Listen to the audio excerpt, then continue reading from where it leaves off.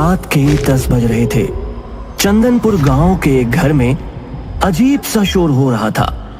मालती और रमेश के झगड़े की आवाजें घर के बाहर तक गूंज रही थी। तुमसे शादी करके तो हमारी पूरी जिंदगी झटक गई है। हाँ, मेरी तो जैसे लॉटरी निकल गई है ना। बेवजह बस लड़ती रहती हो। पूरे दिन काम पर रहता हूँ और रात को आऊं तो तुम्हारी बकबक सुनूं। मेरा तो दिन और रात जीना हराम हो गया है।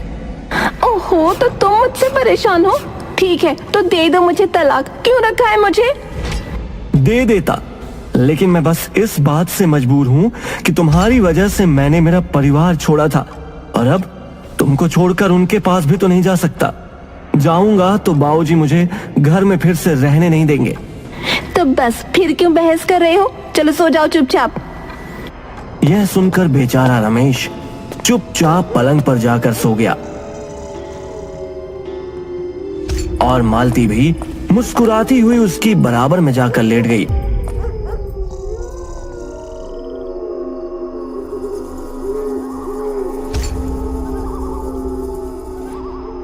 तकरीबन 12 बजे वो दबे पांव पलंग से उठी।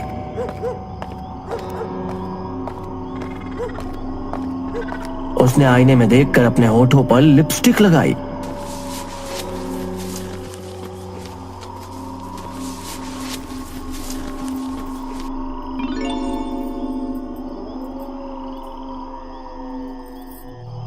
और अपने बालों को ठीक करके घर से निकल गई।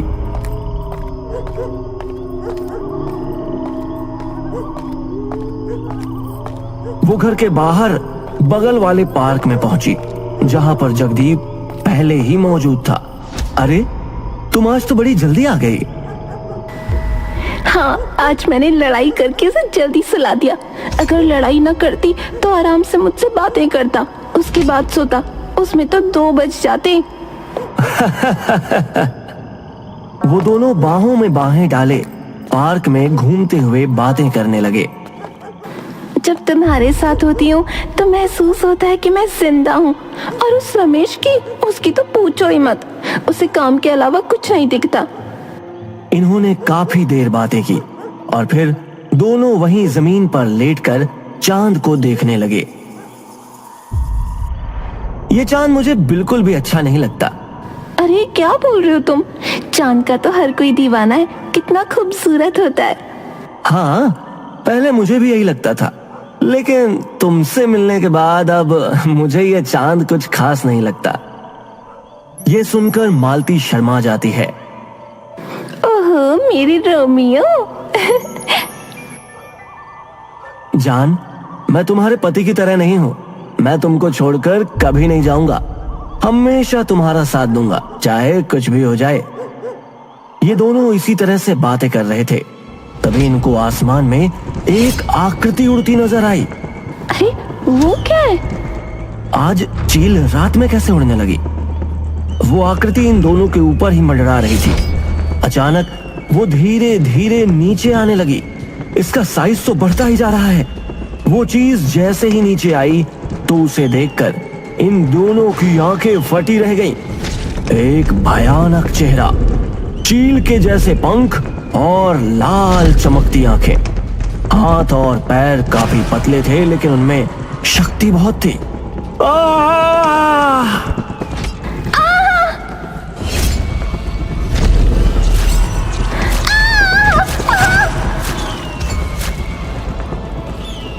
अरे बाप रे, भूत! जगदीप उसी समय वहां से भाग गया। मालती की एक आंख भी फूट चुकी थी और वो बहुत दर्द में थी। उसी समय उसने मालती के मुंह में हाथ डालकर उसकी जुबान भी खींच डाली। वो जमीन पर गिरकर तड़पने लगी और फिर उड़ गया। उसी समय रमेश के साथ कुछ गांव वाले वहां पहुंचे। अरे, ये क्या? ये तो रमेश की पत्नी है। क्या हुआ तुमको? तुम्हारा ये हाल किसने किया? मालती की जुबान खींच ली गई थी, इसीलिए वो बोल नहीं पा रही थी। रमेश ने आंसू बहाते हुए मालती का सर अपनी गोद में रख लिया। मालती, ये क्या हो गया तुमको? तुम तो मेरे साथ घर में सोई थी। यहाँ क्यों और कैसे आ गई? मालती को मन ही मन बहुत गिल्टी महसूस हो रहा था। जिस रमेश से बेवफाई करके वो यहाँ अपने आशिक से मिलने आई थी और जो उसे कभी न छोड़ के जाने का वादा कर रहा था, वो तो कब का भाग चुका था। इस घटना के ठीक 14 दिन बाद अवंतिका नाम की एक औरत अपने पति मोहित से बात कर रही थी। अवंतिका, तुमको देखे हुए बहुत दिन हो गए। सिर्फ छोटी सी नोकझोंक पर तुम वहां मायके जाके बैठी हो। अब तो आ जाओ। क्या अब भी तुम्हारा गुस्सा ठंडा नहीं हुआ? मोहित, मेरा गुस्सा तो उसी दिन ठंडा हो गया था, लेकिन जब मैंने मम्मी पापा को सब बताया तो उन्होंने मुझे समझाया। जो लड़का मुझे समझने की जरा भी कोशिश नहीं कर रहा, भला मैं उसके साथ क्यों रहूं? ये तुम क्या कह रही हो? मैंने तुमको समझने में कहाँ गलती कर दी? शादी के बाद से ही तुमको हर हफ्ते घूमना चाहिए था। मैंने वो भी किया। तुमको घर में मॉडर्न ड्रेस पहनकर रहना था। माँ बाबूजी से लड़कर मैंने तुमको वो भी करने दिया ना। और जो भी चीज तुमको पसंद होती थी मैं तुमको लाकर भी देता था। इसके बावजूद भी तुम ये कह रही हो कि मैंने तुमको समझने की कोशिश नहीं की। तो क्या हुआ? कोई एहसान नहीं किया मुझ पे तुमने? बीवी हूँ तुम्हारी। तो फिर क्यों वहां बैठी हो? बीवी हो तो मेरे साथ आकर रहो।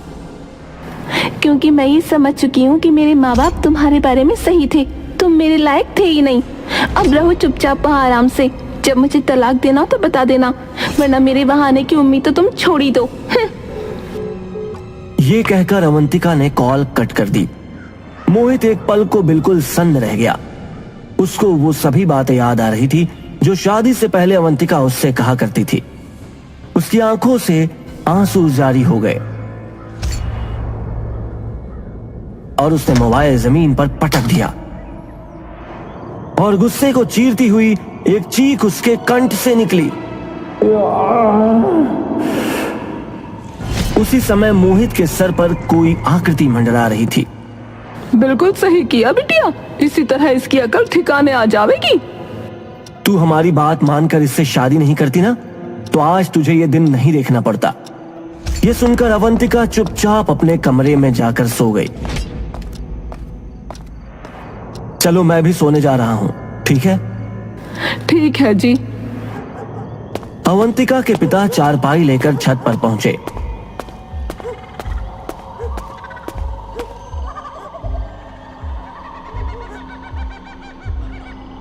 वाह, शादी से पहले मेरी बेटी ने इस मोहित के चक्कर में मेरी बहुत बेइज्जती करवाई थी। अब इससे अपने सारे बदले ले लूंगा। तभी उसे आसमान में कुछ उड़ता हुआ नजर आया। ये क्या है? वो आकृति बहुत ही तेजी से उसी की तरफ आ रही थी और वो आकृति उसके ठीक सामने आकर खड़ी हो गई। एक पल को उसके चेहरे का रंग सा उड़ गया। उसकी सांसें तेज तेज चलने लगी और आंखें फटी रह गईं। वो बहुत ही भयानक प्राणी था। उसने अपना हाथ बढ़ाकर अवंतिका के पिता का मुंह नोच लिया। उसकी दोनों आंखें फूट गईं और होठ भी बुरी तरह फट गया। अरे, ये आवाज किसकी है? उसकी आवाज सुनकर कुछ पड़ोसी अवंतिका और उसकी मां छत पर पहुंचे।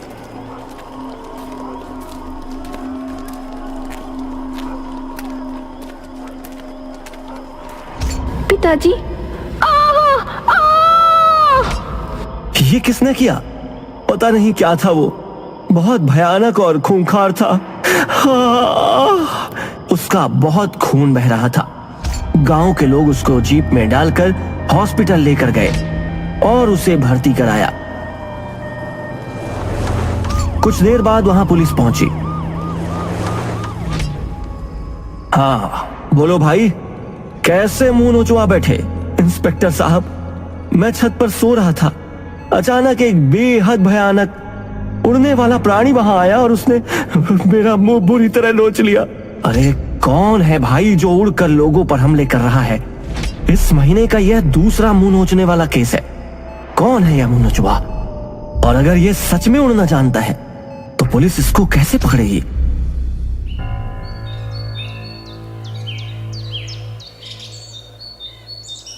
अवंतिका के पिता को ठीक होने में काफी दिन लगे।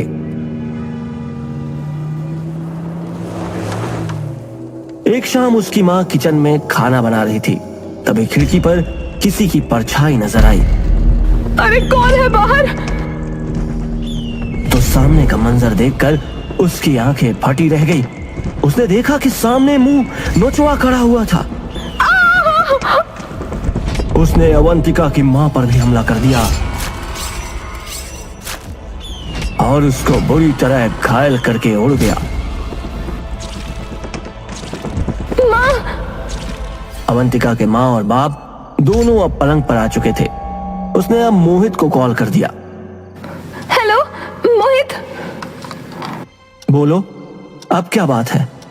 तुमको तो अब समझ में आ गया है ना कि मैं तुम्हारे लायक ही नहीं हूं। क्या अब और भी कुछ बोलना बाकी है? मोहित गुस्सा मत हो, मैं तुमसे बहुत प्यार करती हूँ और अभी तक मैंने जो किया उसमें मेरी गलती है। तुमने मुझे जिंदगी की हर एक खुशी दी है, फिर भी मैं तुमको छोड़कर आ गई। उसकी मुझे बहुत बड़ी सजा मिल रही है। अवंतिका ने मोहित को सब कुछ बताया तो उसे बहुत अफसोस हुआ।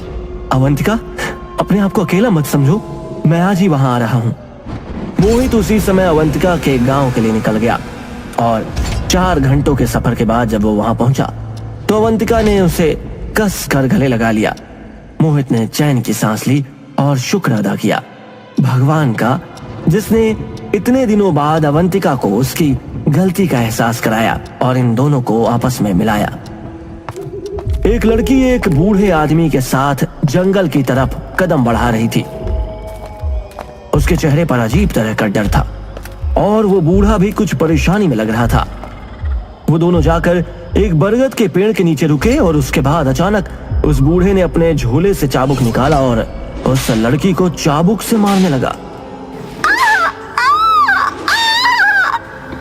वो लड़की चीखती चिल्लाती और उस बूढ़े की आंखों से भी आंसू निकल रहे थे, लेकिन फिर भी वो घिन घिन कर उस लड़की को कोड़े लगा रहा था। उसी समय गांव का एक आदमी मंगरू भी वहां से गुजर रहा था। अरे ये क्या चल रहा है भाई? उसने मोबाइल निकालकर उसी समय उसकी वीडियो बना ली।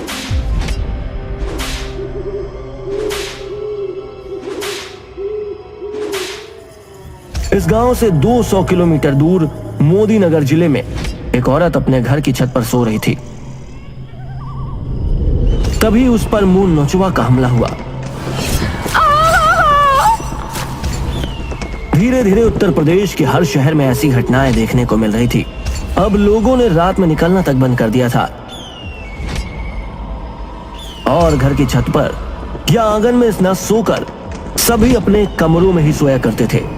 लेकिन फिर भी मुंह नोचवा के हमलों का कोई अंत नहीं हो रहा था। इससे परेशान होकर पुलिस कमिश्नर ने एक मीटिंग रखी।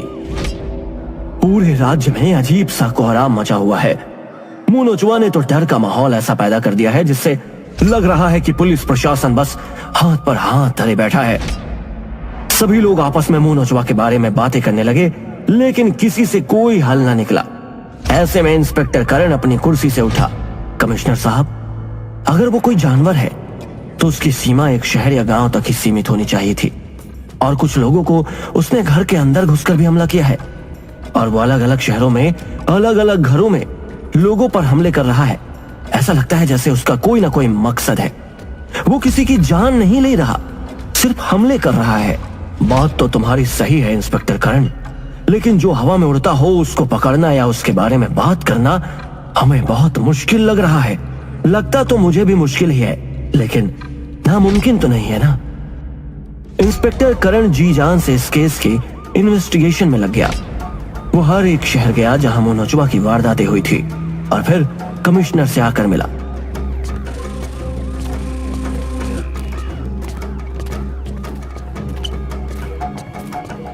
सर, मुझे इस केस में एक चीज कॉमन नजर आई है। कौन सी चीज इंस्पेक्टर करण? मुंह नोचवा का शिकार होने वाली पहली औरत मालती, वो अपने पति से रोजाना लड़ा करती थी और उसको धोखा दे रही थी। दूसरा और तीसरा हमला अवंतिका की मां पर हुआ सर, और बाप पर भी। और मैंने पता किया कि अवंतिका के माँ बाप उसे उसके पति के खिलाफ भिड़का रहे थे। वो अवंतिका से कह रहे थे कि उसे अपने पति को छोड़ देना चाहिए, जबकि उसका पति मोहित उसे बहुत प्यार करता था सर। हे भगवान, इसका मतलब साफ है सर। वो जो कोई भी है वो सिर्फ उन्हीं लोगों पर हमला करता है जो एक शादीशुदा मर्द को परेशान कर रहे हैं, या फिर वो माँ बाप जो अपनी बेटियों को ये सीख दे रहे हैं कि अपने पति को या तो डरा धमका कर रखो, उनकी इज्जत नहीं करो, और अगर वो उसके खिलाफ कुछ भी कहें तो उनको तलाक दे दो। तुमने तो वाकई में काफी अहम कड़ी का पता लगाया है, लेकिन फिर भी सवाल तो अब भी वहीं खड़ा होता है कि हम उसको कैसे पकड़ सकते हैं। ये तो तभी होगा सर जब हमें ये पता लगेगा कि वो है कौन और वह ऐसा क्यों कर रहा है।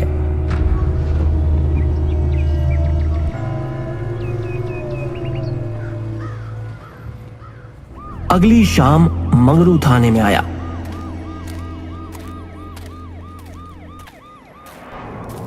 अरे मंगरू तुम? हाँ साहब, मैंने एक बहुत ही अजीब दृश्य देखा है, ये देखिए। कमिश्नर और करण ने वो वीडियो देखी। ये जहां की वीडियो है, आज रात तुम मुझे वहां लेकर चलना। करण मंगरू के साथ उस बरगद के पेड़ के पास पहुंचा।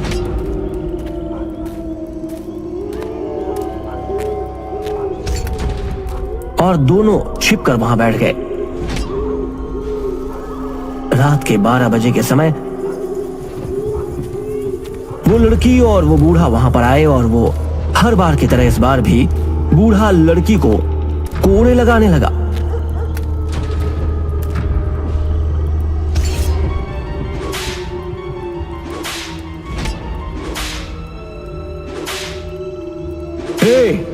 ये सब क्या चल रहा है? हाँ? इंस्पेक्टर करण को देखकर वो दोनों ही डर गए। पुलिस, आप दोनों अभी मेरे साथ थाने चलो। इंस्पेक्टर करण उन दोनों को थाने ले आया।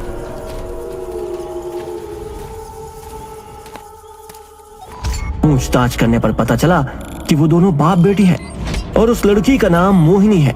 अगर ये तुम्हारी बेटी है तो तुम वहां जंगल ले जाकर क्यों इस पर अत्याचार करते हो? ये सुनकर उन्होंने एक दूसरे का मुंह देखा, और फिर मोहिनी ने अपनी कहानी बतानी शुरू की। प्रथमेश और मैं एक दूसरे से बहुत प्यार करते हैं। उसका ट्रेडिंग का बिजनेस था और उसको काफी अच्छी इनकम होती थी। मोहिनी, तुम्हारे पिता मुझे क्यों पसंद नहीं करते? मेरी अच्छी इनकम है और मैं और मेरे परिवार में सभी अच्छे से रहते हैं, और तुम भी तो जानती हो मैंने आज तक तुमको किसी चीज की कमी नहीं होने दी है, और आगे भी नहीं होने दूंगा। प्रथमेश, पिताजी ये चाहते हैं कि तुम अपना घर कर लो। हाँ तो ठीक है, मुझे अगर वो 3 साल और दे देंगे तो मैं अपना घर भी ले लूंगा। अभी भी तो हम बड़े घर में ही रेंट पर रह रहे हैं ना। 3 साल? प्रथमेश, वो चाहे रुक सकते हो, लेकिन मैं नहीं रुक सकती। मैं तुमसे शादी करूंगी, और वो भी इसी साल में। मोहिनी ने प्रथमेश के साथ भागने का प्लान कर लिया था, इसलिए अब उसके माता पिता ने उसकी शादी करने का फैसला कर लिया। उसकी शादी करा दी गई, और अब मोहिनी खुशी खुशी अपने ससुराल में रहने लगी। बहू, इस घर की खुशियाँ अब तुम्हारे हाथों में है। माँ जी, आप फिक्र न करें, मैं आप सभी का अच्छे से ख्याल रखूंगी। शादी के बाद जब तक प्रथमेश मोहिनी को घुमाता फिराता रहा तब तक तो सब ठीक था, लेकिन जब मोहिनी के ऊपर घर की जिम्मेदारी आई तो उनके बीच झगड़े होने लगे। मेरे बस का नहीं है कि मैं पूरे घर का काम संभालूं। मैं अब तुम्हारी फैमिली के साथ नहीं रह सकती। अब या तो तुम मेरे साथ रह लो या अपनी माँ के साथ। मोहिनी, तुम इस घर की बहू हो, अगर तुम काम नहीं करोगी तो कौन करेगा भला?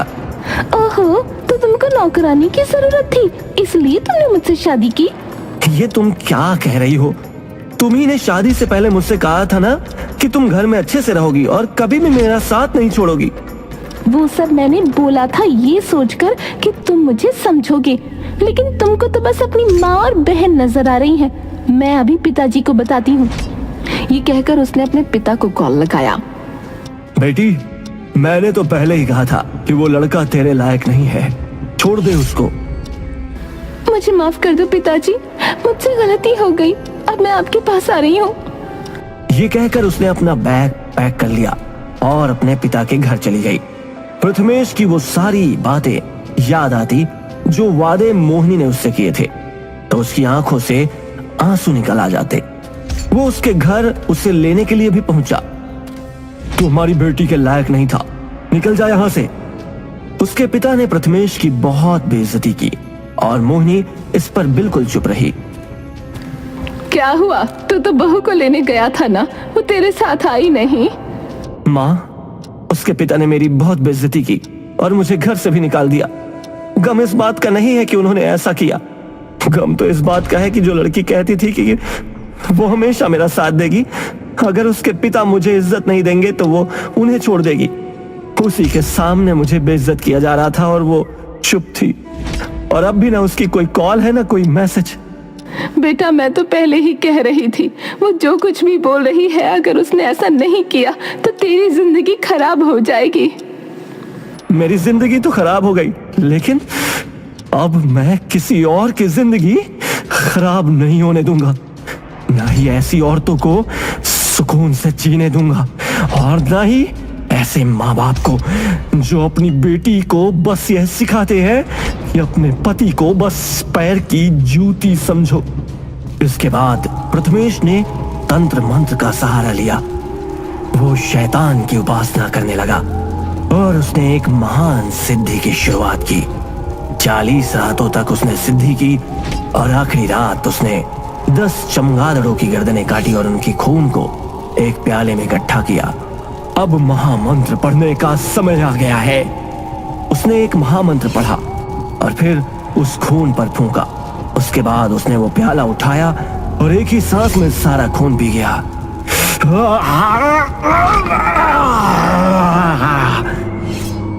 उस रात वो फिर से मोहिनी के पास पहुंचा।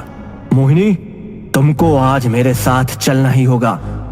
मैं नहीं आ सकती, तुम मेरे लायक बिल्कुल नहीं हो, समझे तुम? तभी प्रथमेश को गुस्सा आने लगा।